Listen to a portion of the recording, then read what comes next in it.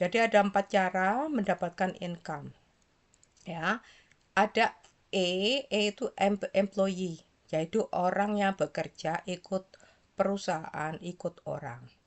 Tapi kalau Anda business owner, Anda bisa cuma memanage aja. Orang bekerja untuk Anda dan hasilnya Anda dapat uang banyak. Sedangkan Anda kalau employee itu Anda bekerja menggunakan time, waktu, karena itu di barat di negara Kanada bayarnya per jam. Betul ada uangnya, tapi tidak sebanyak ini gitu. Kemudian ada self-employed. Itu misalnya Anda punya job. Ini tidak semua bisa. Biasanya seperti dokter, lawyer, dia buka praktek di rumah. Itu self-employed gitu ya. Jadi berapa jumlah dia kerja secara aktif akan menentukan berapa income-nya. Jadi kalau misalnya di dokter buka praktek di rumah, tapi dia tidak terima pasien cuman paling 5 jam sehari. Ya cuman 5 jam itu dapat dapat gajinya, dapat uangnya. Tapi kalau dia kerjanya sampai lama, seminggu itu misalnya sampai 60 jam misalnya. Padahal kalau kita kerja di kantor itu ya 9 to 5 kan, jam 9 sampai jam 5 sore itu kan biasanya kan gitu ya hitungannya ya. Jam 9 sampai jam 5 sore itu berarti berapa? 8 jam kan, tapi dikurang 1 jam untuk makan siang. Biasanya gitu. Kalau di sini gitu. Jadi satu minggu itu 35 jam kerja, itu 9 to 5 gitu. Lah itu di employee gitu. Tapi kalau self employee itu enaknya apa? Bisa dia menentukan aku mau kerja sekarang deh. Enggak deh gitu. Misalnya aku mau liburan, dia bisa bebas. Tapi kalau dia enggak kerja enggak dapat income gitu loh. Ini juga gitu. Kalau dia enggak kerja, ya dia enggak dapat income gitu. Kemudian investor, dia itu punya investasi sendiri. Itu 5% aja dari population itu katanya. Jadi income-nya nggak tergantung dengan active work. Jadi dia invest uang, uangnya berkembang. Jadi uangnya bekerja untuk Anda. Jadi kalau Anda baca bukunya, saya sarankan deh bacanya bukunya ya. Rich Dad Poor Dad namanya ya. Nanti saya tunjukkan. Itu yang mana ya cara cepat untuk cepat kaya? Bukan di sini, bukan di sini sebetulnya. Yang cepat kaya adalah di sini. Business owner dan investor. Nah, bagaimana dengan kita-kita yang cuma employed atau self-employed? Bisa kaya nggak? Bisa. Caranya gimana? Jangan noleh kanan kiri. Orang dapat gaji 10 juta, habisnya 10 juta. Ya nol dapatnya. Ada yang lebih parah, dapat gaji 10 juta, dia utang 15 juta sampai 15 juta. Jadi dia minus. Jangan. Setiap Anda dapat gaji, pertama, pertama sekali ya, ambil untuk kebutuhan Anda sehari-hari. Tapi ada bedanya butuh dengan ingin. Butuh itu yang butuh, tapi belum kalau ingin belum tentu butuh. Contohnya gini. Anda ingin HP terbaru. Ya, ini kebanyakan yang saya lihat di Indonesia begitu. Sampai anak pun bisa memburu ibunya karena kepingin dapat iPhone terbaru. Ini harus diganti mentalitinya. Jadi cara berpikirnya harus berubah. Jadi gini, Anda dapat employee atau misalnya Anda dokter, tapi dokternya tidak terlalu inilah laris atau apa, nggak apa-apa. Simpan uang, jadi pakai untuk keluarga kebutuhan. Anda butuh handphone tadi. Apakah harus terbaru? Enggak kan? Kalau Anda butuh terbaru itu keinginan. Tapi apakah Anda butuh handphone terbaru kalau handphone lama masih dipakai? Nah, itu bedanya. Anda butuh handphone sudah cukup, yang lama dipakai masih di apa? Anda pakai. Percaya enggak? Handphone saya itu keluaran berapa tahun yang lalu ya, sampai diketawai orang-orang. Saya enggak peduli karena saya sudah tahu cara ini. Saya enggak pernah beli yang baru. Saya enggak pernah beli baju mahal-mahal atau apa karena saya tahu konsep ini. Makanya saya bisa pulang ke Indonesia karena saya pakai konsep ini. Biaya ke Indonesia itu mahal loh. Walaupun kita sudah kerja di luar negeri, menurut pemikiran orang lebih kaya dari Indonesia karena gajinya mungkin 10 kali lipat. Betul, tapi pengeluarannya juga 10 kali lipat dong. Makanya saya bisa pulang ke Indonesia karena saya pakai konsep ini.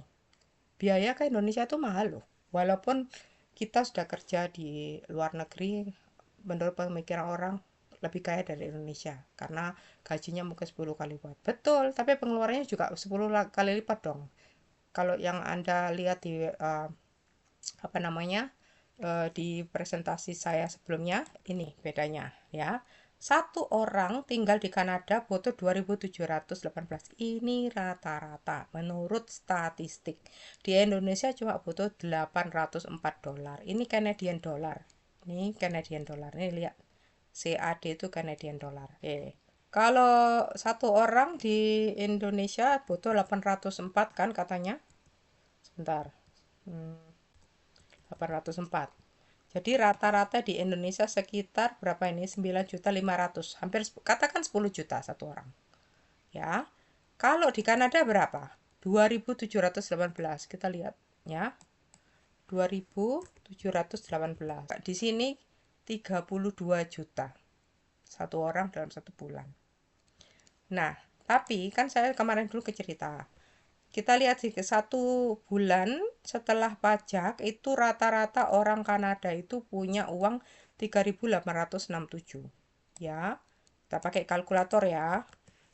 3.867. Kemudian berapa biaya hidupnya? 2.718. Dikurangi kan? Dikurangi 2.718.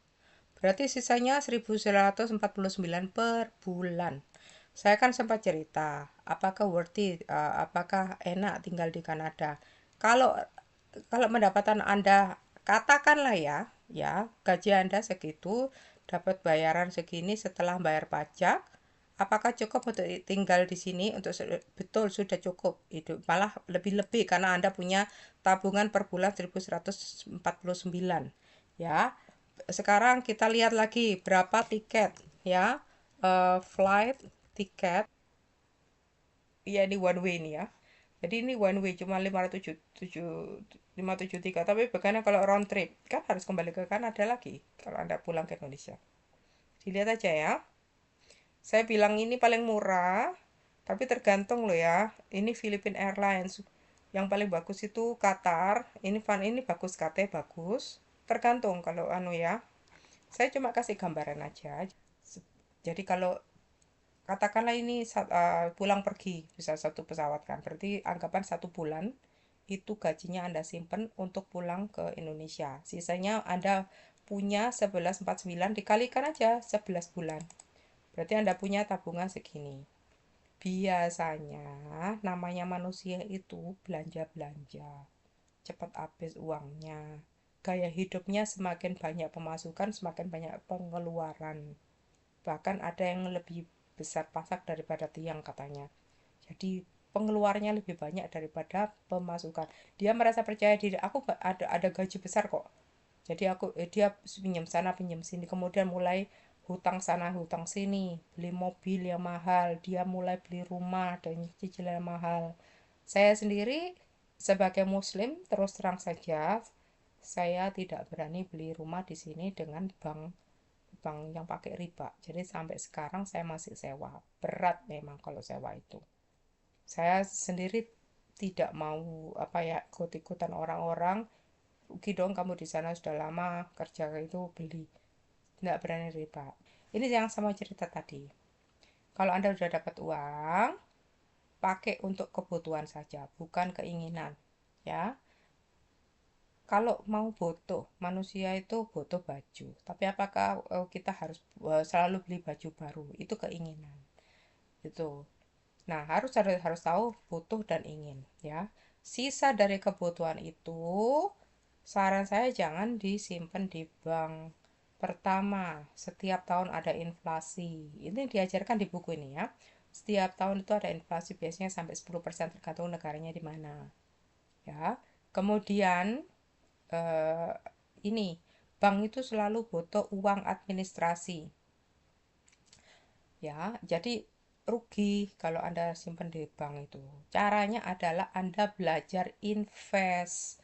Kalau ada teman buka bisnis, Anda sebagai employee atau self-employed, teman Anda mau buka bisnis, buka jualan baju, jualan bakso atau apa, kamu bisa kerja sama dia. Kamu buka warung. Kalau dia butuh dana, aku pengen usaha tapi nggak ada dana. Oke, aku kasih dana kamu, nanti bagi hasil. Ini cara halal ya yang saya ajarkan. Karena ini caranya Nabi Muhammad gitu. Jadi kita invest ke teman kita sendiri. Kalau dia rugi, kita ikut rugi. Kalau dia dia rugi kan turun ya. Kita ikut rugi. Tapi kalau dia misalnya ada profit, dibagi hasil berdua. Tapi ada perjanjian, misalnya karena dia yang kerja keras, misalnya dia dapat 60 atau 70%, Anda cuma dapat 40 atau 30%. Karena Anda cuma kasih uang. Itu cara yang bagus. Ini cara Islam. Jadi sama-sama menang. Rugi ya sama-sama rugi. Ya. Jadi jangan kasih uang ke dia, kemudian kamu harus mengembalikan tiap bulan. Misalnya saya kasih 10 juta, kamu harus mengembalikan 1 juta per bulan. Itu namanya riba. Karena bagaimana kalau dia tidak mampu mengembalikan karena dia belum ada profit? Ya nggak adil dong. Anda dapat selalu 1 juta, itu riba, itu nggak boleh. Tapi kalau misalnya, oh bulan ini saya pendapatannya cuma 5 juta, harusnya saya nggak kembalikan kamu sekian misalnya. Oh ya sudah, dari 5 juta itu persen. Jadi misalnya gini ya, contohnya Anda kasih dia 10 juta. Tapi bagi hasilnya berapa? Anda dapat 30%. Berarti ya harusnya dari 10 juta 3 juta kan? Kemudian itu dari 3%, sorry 30%-nya ya. Kemudian misalnya bulan pertama dia cuma penghasil 5 juta. Tapi belum nutup uang 10 juta tadi kan. Ya tidak dikembalikan. Begitu dia mulai nutup 10 juta, dia itu mulai profit kan. Nah, profitnya itu per bulan berapa? Misalnya bulan ketiga dia dapat profit misalnya cuma 2 juta. Kalikan 30% dari 2 juta itu berapa? Berarti 600.000 ya. Anda dapat 600.000. Dia dapat 1.400.000. Gitu caranya. Itu cara Islami ya yang saya ajarkan. Bisa ditanyakan ke ustadz-ustadz yang lebih tahu, tapi seingat saya begitu gitu. Kemudian cara lain untuk bisa kaya adalah Anda taruh tabungan Anda untuk investasi. Jadi itu tadi, maaf saya keliru ngomong. Tadi itu investasi. Anda invest ke teman Anda. Jadi itu tadi bagi hasil, maaf ya. Kalau Anda ini employee buka bisnis, ini maksud saya. Tadi saya keliru nunjuk. Jadi Anda employee ya, misalnya Anda itu kerja ya, kerja jadi guru. Tapi kemudian sebagian uang sudah untuk kebutuhan, yang ditabung itu Anda buka bisnis. Misalnya bisnis makanan, jual kue. Nah, Anda dapat dua income, gitu loh. Atau misalnya Anda bidan, misalnya di rumah, buka praktek di rumah. Anda juga jualan ya online. Itu Anda dapat dua income, gitu loh. Kalau nggak bisa ini, baru investasi. Investasi paling dekat ya dari teman-teman sendiri, family. Cuman kebanyakan itu biasanya itu kita nggak bisa percaya sama teman sendiri atau family. Takutnya nanti kalau ada apa-apa retak hubungannya. Jadi saran saya pelajari cara investasi yang halal di Indonesia gimana. Kan ada tuh reksadana yang halal dan sebagainya. Coba itu. Karena ini ilmu finance ya, Islamic finance ya. Jadi itu tadi. Jadi saran saya, eh, jangan merasa berat sekali hidup di Indonesia ya. Sepertinya Anda bisa. Jadi kalau Anda dalam keadaan menganggur misalnya, nggak ada pemasukan sama sekali, aduh berat. Lah kalau ke luar negeri loh, biayanya tuh berapa sekarang tiketnya? Belum work permitnya. Coba work permit itu berapa sih? Ini work permit fee-nya tuh 155. Kalau open work permit ya. Itu kalau di Indonesia sudah 18 berapa? 1.800.000 hampir 2 juta. Biaya lagi. Nanti pesawatnya. Belum nanti tinggal di luar negeri. saya tahu ada rekan-rekan yang merasa lebih baik di luar negeri, saya nekat aja. Nah, sekarang di luar negeri itu biayanya 10 kali lipat loh. Ada di luar negeri misalnya nekat cuma jadi turis, udah deh aku beli tiket ke sana ke luar negeri, gampang nanti aku. Tapi tolong deh dipikir lebih jauh. Ada di sini kan untuk ke luar negeri itu untuk apply visa itu untuk anu loh nanti dilihat ya di video-video saya ya. Untuk pesawatnya berapa?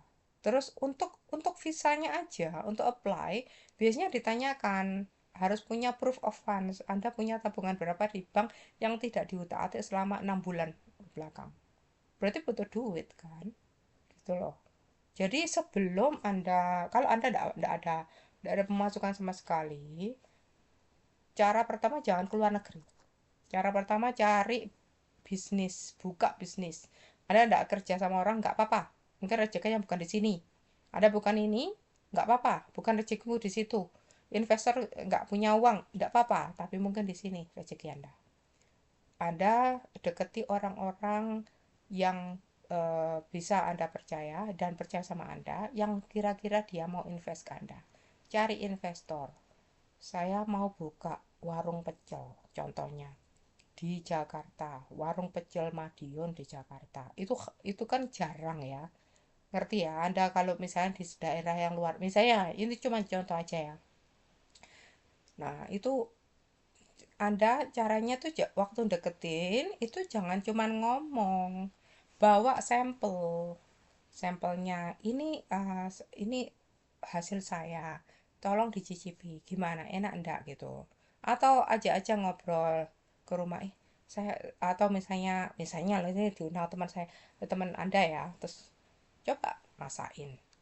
Saya masain ya. Saya tuh kepingin loh buka restoran, tapi nggak ada dana. Tak tak tak masain, gimana pendapatmu? Enak nggak? Caranya nggak langsung minta nodong uang nggak gitu. Nanti kan dia mikir, kamu bisa ya. Terus kasih kasih kalkulasi kalau ngomong sama investor itu. Jangan cuman sampel aja. Nanti rencana saya begini. Ini loh kalkulasinya. Bulan pertama itu kalau saya dapat customer segini, saya tuh modalnya butuh sekian. Nanti misalnya saya ada rencana buka warung di mana, sewanya berapa. Itu kalkulasi yang penting itu. Kenapa? Orang kalau sudah sering invest, dia mikirnya tuh profitnya. Cuan ya kalau bahasa sekarang ya, bahasa gaul ya.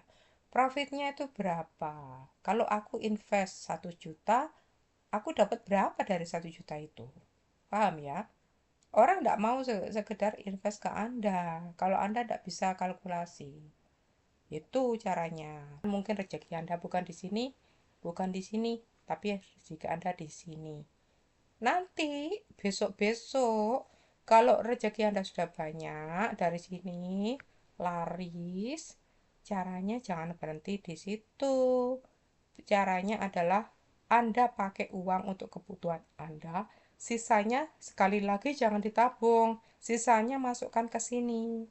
Atau sisanya untuk memperbesar bisnis, Anda punya cabang sini, cabang situ, cabang situ, dan diinvest. Cabang diinvest. Gitu.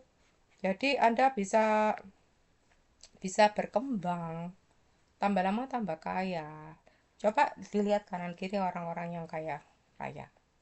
Mereka pastilah punya bisnis macam-macam deh. Ya kan? Awalnya mungkin dia jualan pecel, lama-lama kaya, dia punya cabang-cabang-cabang, kemudian dia buka apa restoran apa, dia buka usaha apa, anaknya dibuka usaha apa gitu.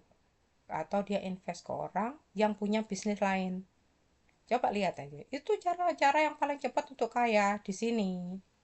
Tuh kan, saya share ilmu saya ini ya, karena saya belajar. Saya bukan orang kaya, tapi saya bisa share ilmunya ini.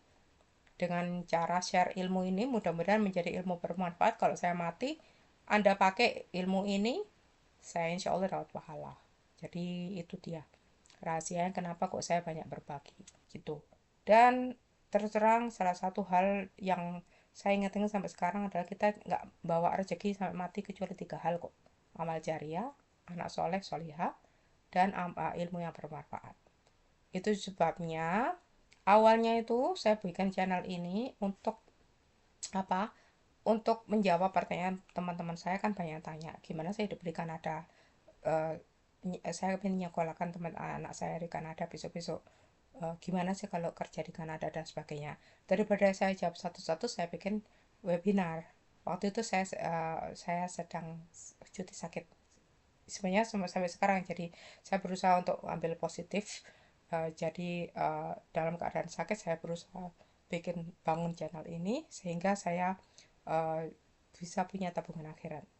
Nah, setelah teman-temannya itu tanya, saya bikin webinar, kemudian saya upload di sini. Ini channel sudah lama ada, cuman nganggur. Sebab waktu itu saya sudah berpikir jauh, apa yang bisa saya lakukan agar saya dapat ilmu yang bermanfaat. Ya sharing lewat video, tapi tidak ada ide apa gitu. Akhirnya gara-gara bikin webinar itu jadi ada ide. Oh, ternyata di Indonesia tuh katanya lagi gelap. Banyak orang mau ke luar negeri. Mungkin kalau saya kasih informasi tentang kerja di Kanada, belajar di Kanada, jadi permanent resident di Kanada akan membantu banyak orang. Jadi mungkin ini kesempatan saya cari ilmu bermanfaat. Ya semoga aja ya bermanfaat beneran ya. Jadi mohon maaf kalau ilmu apa namanya channel saya itu kalau Anda lihat videonya itu panjang-panjang karena begitu banyaknya yang ingin saya sharing. Saya ini orangnya suka belajar, dan kalau saya belajar saya terapkan, termasuk ilmu ini. Saya terapkan sendiri. Allah kalau sayang pada hambanya itu kan diuji untuk melihat kesabaran kita. Tapi sabar itu tidak pasif loh ya. Jadi kalau Anda merasa di Indonesia sekarang ini hidup itu berat, sabar, sabar, sabar. Iya, Rek, tapi aku butuh untuk bertahan hidup, aku butuh makan, butuh. Betul, betul. Tapi jangan pasif. Sabarnya Anda itu harus pertama cari kerja. Tidak bisa cari kerja, cari bisnis, ya. Ini di sini mungkin agak susah kalau Anda tidak punya apa namanya lisensi apa bisa jadi bidan atau dokter, tidak mungkin ya. Ini cuma dua ini yang bisa Anda lakukan. Kalau ini nggak bisa kerja sama orang, cari bisnis. Bisnis nggak ada modal, Mbak, gitu. Susah, betul, saya tahu. Tidak mudah. Tapi seperti saya kasih tahu tadi, cari investor. Investor nggak harus orang kaya loh ya. Investor bisa employee. Jadi misalnya ada teman Anda kerja, teman lama yang sudah kerja. Hei, kerjasama yuk. Kamu jangan satu orang loh ya. Saya sarankan investor tuh kalau bisa jangan satu orang. Kalau Anda gagal, coba orang lain. Gagal orang lain. Atau Anda dekati beberapa orang, misalnya 5 orang, satu orang 1 juta, ya, atau 2 juta aja. Anda dapat modal 10 juta kan? 10 juta Anda perjanjian dengan mereka semua. Kamu dapat 5%, 5%, 5%, misalnya. Jadi kan 25% kan? Anda dapat 75%. Ini contoh aja loh ya. Tapi Anda bikin kalkulasi sendiri. Nanti programnya Anda gimana, bikin bisnisnya gimana, kira-kira profitnya berapa, kira-kira tahun keberapa mereka dapat modalnya balik. Itu biasanya dipikir orang itu modalku kembalinya kapan, dalam sebulan apa, gitu. Terus ini juga Anda bisa kerja online, apa, jualan online. Itu berarti Anda business owner, entrepreneur. Itu bisa, nggak harus kerja ikut orang, gitu ya. Terutama juga buat ibu-ibu sekarang bagus. Ibu-ibu di Indonesia itu menurut saya bagus peluangnya. Banyak kan yang misalnya suaminya meninggal atau jadi janda atau gimana, dia single mother gitu ya, membesarkan anaknya sendiri, dia jahit, itu bisnis owner loh. Malah menjahit itu bukan bisnis owner lagi, self employed kalau menurut saya. Self employed karena dia bisa ngatur waktunya sendiri. Dan kalau bisnis owner itu orang bisa bekerja dengan Anda. Jadi kalau Anda self employed, Anda kerja sendiri, jahit misalnya ya, kemudian tambah lama besar, Anda hire orang, jadi orang lain jahit untuk Anda kasih dia gaji. Nah, Anda jadi business owner. Itu ya bedanya ya. Jadi saran saya jangan give up, jangan menyerah. Allah itu kalau menutup satu pintu akan membuka pintu yang lain. Mungkin di sini atau mungkin di sini. Nanti kalau sudah berhasil, Anda ke arah sini. Anda lah yang jadi invest. Anda cari teman-teman Anda yang kira-kira butuh bantuan. kamu masih nganggur ya? Kamu bisanya apa sih? Kamu bisa nggak kerja ini gitu? Oh, saya bisanya cuma servis sepeda motor. Nah, dia bisa jadi self employed kan? Ah, tapi aku butuh modal. Ya sudah, kamu bantulah. Jadi apa namanya? Anda itu mengentas kemiskinan. Salah satu cara pengentas kemiskinan dari Islam itu apa sih? Sodako dan yang kedua zakat. Maaf, ada dua ya. Zakat itu wajib ya. Sodako kan nggak wajib. Itu dua-dua cara mengentas kemiskinan. Tapi Anda juga bisa mengentas kemiskinan dengan menjadi investasi. Cara cara apa namanya? Kalau nggak salah murabahah ya, kalau nggak salah. Itu yang cara yang dijelaskan sama Al-Mirkolan ini. Anda bisa bekerja sama dengan teman Anda. Jadi istilahnya itu Anda nggak sukses sendiri. Anda sukses, teman Anda sukses, family Anda sukses, gitu. Oke? Jadi itu pesan saya dulu, saya self employed karena dia bisa ngatur waktunya sendiri. Dan kalau business owner itu orang bisa bekerja dengan Anda. Jadi kalau Anda self employed, Anda kerja sendiri, jahit misalnya ya. Kemudian tambah lama terbesar, Anda hire orang, jadi orang lain jahit untuk Anda. Anda kasih dia gaji. Nah, Anda jadi business owner. Itu ya bedanya ya. Jadi saran saya jangan give up, jangan menyerah. Allah itu kalau menutup satu pintu akan membuka pintu yang lain. Mungkin di sini atau mungkin di sini. Nanti kalau sudah berhasil, Anda ke arah sini. Anda lah yang jadi invest. Anda cari teman-teman Anda yang kira-kira butuh bantuan. Kamu masih nganggur ya? Kamu bisanya apa sih? Kamu bisa nggak kerja ini gitu? Oh, saya bisanya cuma servis sepeda motor. Nah, dia bisa jadi self employed kan? Ah, tapi aku butuh modal. Ya sudah, kamu bantulah. Jadi apa namanya? Anda itu mengentas kemiskinan. Salah satu cara pengentas kemiskinan dari Islam itu apa sih? Sodako dan yang kedua zakat. Maaf, ada dua ya. Zakat itu wajib ya. Sodako kan nggak wajib. Itu dua-dua cara mengentas kemiskinan. Tapi Anda juga bisa mengentas kemiskinan dengan menjadi investasi. Cara cara apa namanya? Kalau nggak salah murabahah ya, kalau nggak salah. Itu yang cara yang dijelaskan sama Al-Mirkolan ini. Anda bisa bekerja sama dengan teman Anda. Jadi istilahnya itu Anda nggak sukses sendiri. Anda sukses, teman Anda sukses, family Anda sukses, gitu.